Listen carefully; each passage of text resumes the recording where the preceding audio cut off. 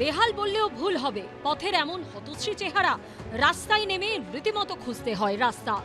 বর্ষা আসতেই ধুয়ে গেছে পিচের জোড়াতালি, বেরিয়ে পড়েছে বিভিন্ন এলাকার রাস্তার কঙ্কালসার চেহারা।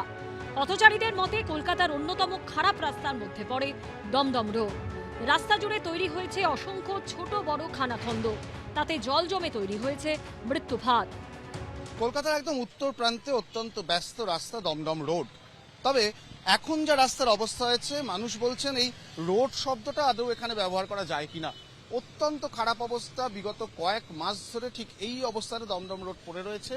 রাস্তা খুঁজে বার করতে হচ্ছে গর্তের মধ্যে থেকে, এমনটাই কিন্তু অবস্থা। স্টেশন থেকে চিড়িয়ামোড় পর্যন্ত রাস্তার অংশ কলকাতা পুরসভার আওতায়। স্থানীয় বাসিন্দা থেকে পথচারীরা বলছেন, প্রশাসনের উদাসীনতায় দিন দিন বেহাল হয়েছে এই রাস্তা। কি যাব বলুন, এই তো এই অবস্থা দেখছেন, এতে গাড়ির ক্ষতি। এটা আজকের কাজ, কতদিন মানে হচ্ছে কাজ দেখুন পড়ে আছে।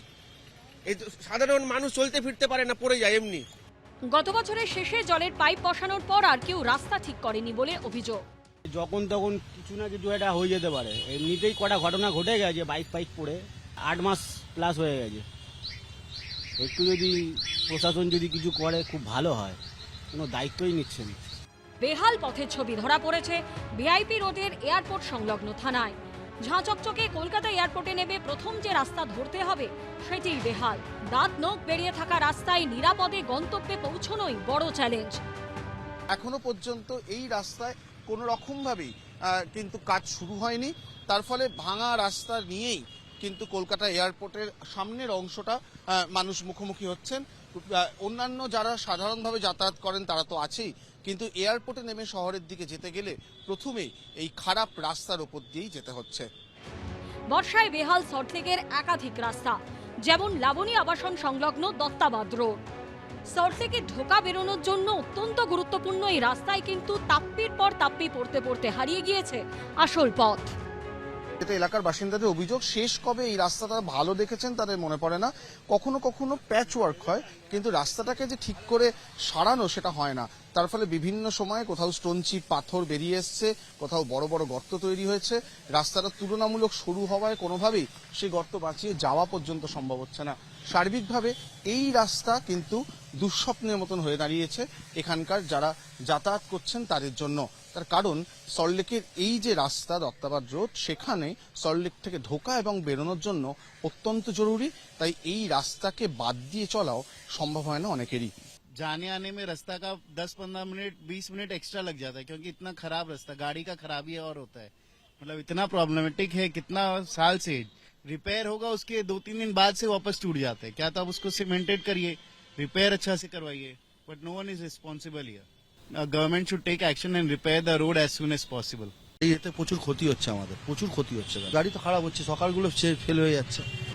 ঢালাই ব্রিজ হয়ে বাইপাসের দিকে যাবার অত্যন্ত গুরুত্বপূর্ণ রাস্তা গড়িয়া স্টেশন রোড স্থায়ী মেরামতি হয়নি অনেক দিন। এখানেও সেই জোড়া তাপ্পির অভিযোগ। একদিকে গড়িয়া স্টেশন, অন্যদিকে নিউ গড়িয়া মেট্রো স্টেশন, তারই মাঝের এই রাস্তা জুড়ে যাচ্ছে ঢালাই ব্রিজের দিকে।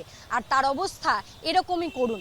নিত্যযাত্রী থেকে শুরু করে যারা যানবাহন চালান তাদের অবস্থা একেবারে তথৈবচ। রাস্তার এরকম করুণ পরিস্থিতি আজ থেকে নয়, বছর ঘুরেছে, বদল হয়েছে সরকারেরও, কিন্তু রাস্তার পরিস্থিতি বদলায়নি। কালো পিচের রাস্তায় বেরিয়ে এসেছে তাপ্পি দেওয়া ইট পাথর, চলছে প্রাণ হাতে পথ চলা। 3 কিলোমিটার মতো পুরো এরকমই খারাপ রাস্তা। ওইদিকে তো ব্রিজ হচ্ছে, আরো খারাপ রাস্তা। মানে রাস্তা ভালো ছিল, ব্রিজের জন্য মাটি ফাটি খুঁড়ে হ্যান ত্যান করে, মানে কি বলবো, এখনো রিপেয়ার তো কিছুই না, ব্রিজটাও তৈরি হয়নি। রাস্তা নিয়ে মাননীয় মুখ্যমন্ত্রী পরিষ্কারভাবে বলে দিয়েছেন, যেখানে যেখানে রাস্তা খুব খারাপ সেখানে আমরা রাস্তা বানিয়ে দেবো। রাস্তা 3 লেভেলের হয়, একদম first level and second level আমরা বানিয়ে দেবো। ওপরের লেভেল যে বিটুমেন লেয়ার হয় সেটা বর্ষাকালের পরে হবে। কিন্তু কোনো রাস্তা এমন থাকবে না যে প্রচণ্ড খারাপ, অ্যাক্সিডেন্ট হচ্ছে আর আমরা বানিয়ে দিচ্ছি না, সেটা হবে না। আর উনি ডেডলাইনও দিয়েছেন, 10ই সেপ্টেম্বরের মধ্যে দিতে বলেছেন।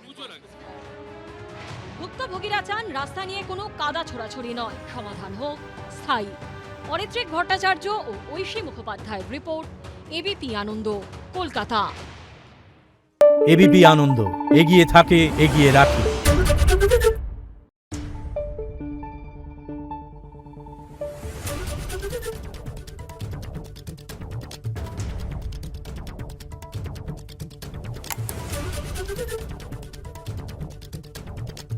দেখুন।